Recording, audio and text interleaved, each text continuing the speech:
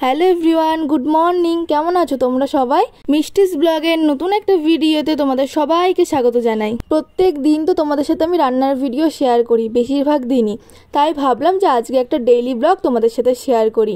তোমরা পুরো ভিডিওটা একদম প্রথম থেকে শেষ অবধি দেখতে থাকো। আশা করছি আজকের এই ভিডিওটা তোমাদের খুব ভালো লাগবে।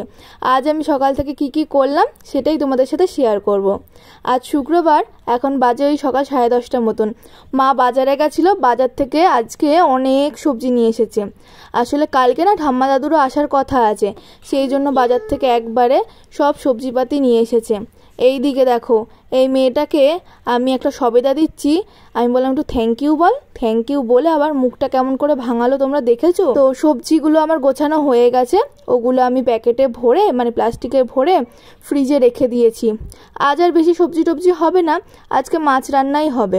এদিকে মা একবারে কয়েকদিনের জন্য মাছও নিয়ে এসেছে। এই মাছ যা রয়েছে আমাদের অনেক দিনই হয়ে যাবে। আজ দেখছি মা 2 রকম মাছ এনেছে, তবে চিংড়ি মাছটা এনেছে 2 রকম, আবার মানে কিছু বড় চিংড়ি এনেছে, আবার কিছু ছোট চিংড়ি এনেছে। আর এনেছে বাটা মাছ। বাটা মাছ আমার খুব একটা বেশি ভালো লাগে না, তবে চিংড়ি মাছ আমার খুব ভালো লাগে। 2 জায়গায় চিংড়ি মাছ এনেছে, একটা 25 টাকা শ আর একটা 20 টাকা শ বললো, মানে আলাদা আলাদা। তো মাছগুলো আমি ফ্রিজেও রেখে দিলাম। বাটা মাছ আজকে রান্না হবে, তাই বাটা মাছগুলো মা কাটবে। আর চিংড়ি মাছটা আজকে রান্নার জন্য যতগুলো দরকার ততগুলো আমি কেটে নেব, আর বাদবাকি সব ফ্রিজে রেখে দিয়েছি। আবার যেদিন রান্না করা হবে সেদিন কাটবো। আসলে আজকে তো এমনি ভীষণ লেট হয়ে গেল বান্না করতে করতে, প্রায় এখন 11টা 11:30 বেজেও গেছে। আজ সকালবেলাতে আর কিছু খাইনি, ভালো লাগছে না কিছু খেতে। তো কালকে আমরা কলকাতায় গেছিলাম, কালকের ব্লগটা তো দেখেছো। তো কলকাতার থেকে এসে না প্রচণ্ড শরীরটা খারাপ ছিল, সকাল থেকেই কোনো কাজ বাজ করতে ভালো লাগছিল না। তবু আজকে বাড়িতে রয়েছে এক গাদা কাজ, তাই ভাবলাম আস্তে আস্তে টুকটুক করতে করতে কাজগুলো করে ফেলি। বাটা মাছে লবণ হলুদ মাখানো হয়ে গেছে, এবারে মাছগুলো ভেজে নিচ্ছি। আজকে বাটা মাছ হবে আর চিংড়ি মাছ দিয়ে কচুর শাক করব। মাছগুলো ভাজতে ভাজতে ভেঙে যাচ্ছিলো, সেই জন্য আমি আর হাত দিয়ে বেশি কেরামতি করতে গেলাম না, মাকে ডাকলাম। মা মাছগুলো ভেজে নিল। আর আজকে বাটা মাছটা হবে একদম পাতলা করে ঝোল। এরকম পাতলা ঝোল গরমকালে খেতে খুব ভালো লাগে।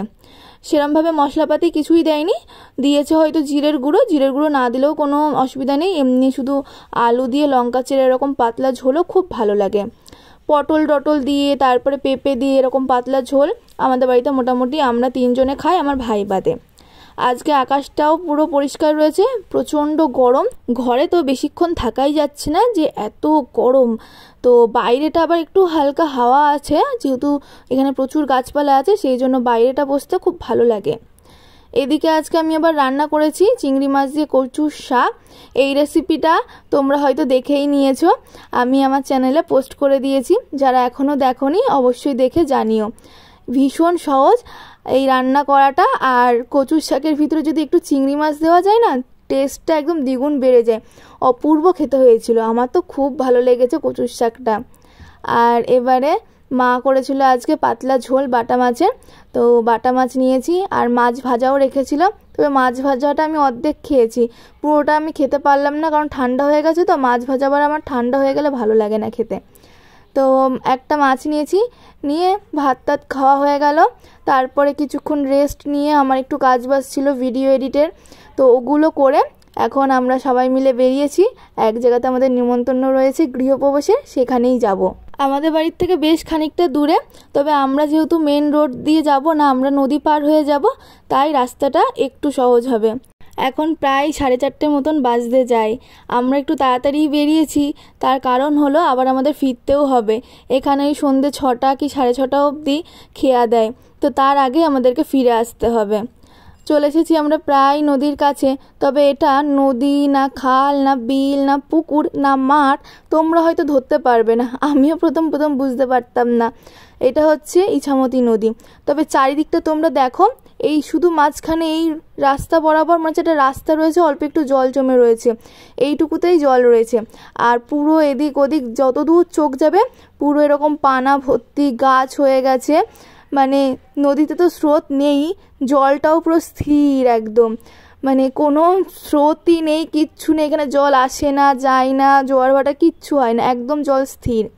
দেখে মনে হবে এটা নদী, তো দেখো এই যে যেখান থেকে আমরা খেয়ায় উঠবো এই জায়গাটাতেও দেখো, দেখে মনে হচ্ছে যেন এখানে 1 হাঁটুও জল হবে না। আমরা এসে দাঁড়িয়েছিলাম তখন খেয়াটা ওই পারে ছিল, চলে এসেছে আর আমরাও উঠে পড়েছি। খুকু একটু উঠতে ভয় পাচ্ছিল, ছোট মানুষ তো, ও উঠে পড়েছে। চলো তাহলে এবারে আমরা পার হয়ে যাই।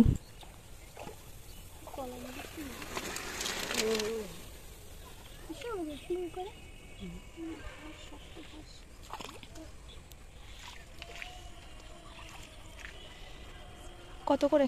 5 টাকা।